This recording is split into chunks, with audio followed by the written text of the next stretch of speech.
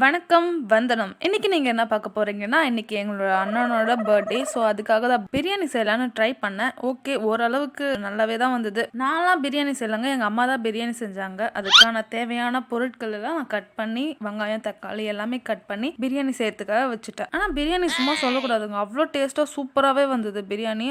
எனக்கு ரொம்பவே பிடிச்சது. எங்கள் வீட்டில் எப்பயாச்சும் தான் பிரியாணியே செய்வோம். ரொம்ப நல்லா டேஸ்ட்டாகவே வந்தது. ஓகே, அம்மா வந்து பிரியாணி செஞ்சுட்டாங்க. நான் வந்து என்ன செய்யலாம் அப்படின்னு பார்க்கும்போது எனக்கு வந்து அண்ணாக்கு பர்த்டே. ஸோ அதனால குலோப் ஜாமுன் செய்யலாம் அப்படின்னு சொல்லி நான் குலோப் ஜாமுன் செஞ்சேன். ஓகே, ஓரளவு சூப்பராகவே வந்தது. எல்லாம் உருட்டி பரட்டி யாருமே ஒரு ஹெல்ப் கூட பண்ணலை. ஆனால் நான் மட்டும் தனியாக நின்று செஞ்சேன். அம்மா வந்து நான் பிரியாணி செஞ்சேன், என் கடமை முடிஞ்சு போச்சு அப்படின்னு சொல்லிட்டு போயிட்டாங்க. நான் வந்து பிரியாணி ஏதாவது ஒன்று ஹெல்ப் பண்ணுங்கடா அப்படின்னு சொன்னாலும் யாருமே ஹெல்ப்க்கு வரல. ஓகே, இருந்தாலும் நான் பண்ணி தான் ஆவேன் அப்படின்னு சொல்லிட்டு குலோப் ஜாமுன் செய்ய ஸ்டார்ட் பண்ணேன். ரொம்ப சூப்பராகவே வந்தது. இதுக்கு முன்னாடி நான் குலோப் ஜாமுன் செஞ்சுருக்கேன். ரொம்ப கட்டி மாதிரி வந்தது. இது அதை விட பெட்டராகவே வந்தது. எனக்கு ரொம்பவே பிடிச்சிருந்தது. அண்ணாவும் சாப்பிட்ட சூப்பரா இருக்கு அப்படின்னு சொன்னாங்க. ஆனா இன்னும் கொஞ்சம் உள்ள வேகல அப்படின்னு சொன்னாங்க. இருந்தாலும் பரவாயில்ல, நான் கஷ்டப்பட்டு செஞ்சிருக்கேன், நீ சாப்பிடு அப்படின்னு சொல்லிட்டு பிரியாணி எல்லாம் சாப்பிட்டு ரொம்ப ஹெவி ஃபுட் ஆயிடுச்சு. ஓகே, ஒரு சில்லுன்னு ஒரு கூல் ட்ரிங்க்ஸ் போடலான்னு எங்க அண்ணா ஏதோ பண்ணி கூல் ட்ரிங்க்ஸ் போட்டா. ஆனால் ரொம்ப டேஸ்டா இருந்தது, ரொம்ப சூப்பராகவே இருந்தது. அதை குடிச்சிட்டு கேக் வெட்டலாம் அப்படின்னு சொல்லி கேக் வெட்ட ஸ்டார்ட் பண்ணிட்டோம். சின்னதாக ப்ரேயர் பண்ணி ஸ்டார்ட் பண்ணலாம் அப்படின்னு சொல்லிட்டு ஸ்டார்ட் பண்ணோம். அம்மா ரொம்ப நேரமா ப்ரேயர் பண்ணிட்டு இருந்தாங்க.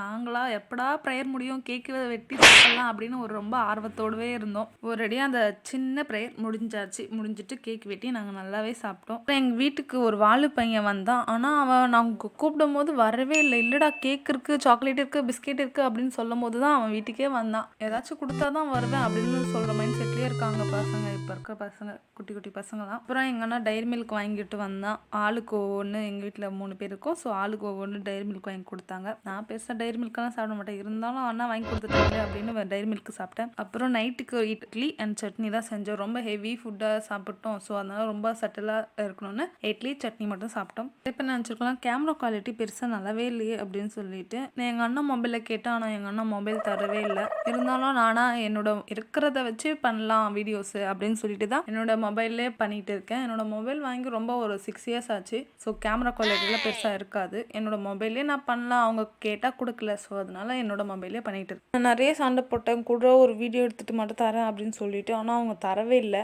ரொம்பவே சண்டை போட்டேன். சண்டை போட்டு ஒரு பிரயோஜனமும் கிடையாது. இருக்கிறத வச்சு பண்ணலான்னு என்னோட மொபைல்லே பண்ண ஸ்டார்ட் பண்ணேன். அம்மா கிட்ட கூட கேட்டிருக்கேன், அம்மா ஒரு மொபைல் வாங்கி கொடுமா அப்படின்னு சொல்லி, நல்ல கேமரா வச்சு ஒரு மொபைல் வாங்கி கொடுமா அப்படின்னு சொல்லி. ஓகே, வாங்கி தரேன் அப்படின்னு சொன்னாங்க.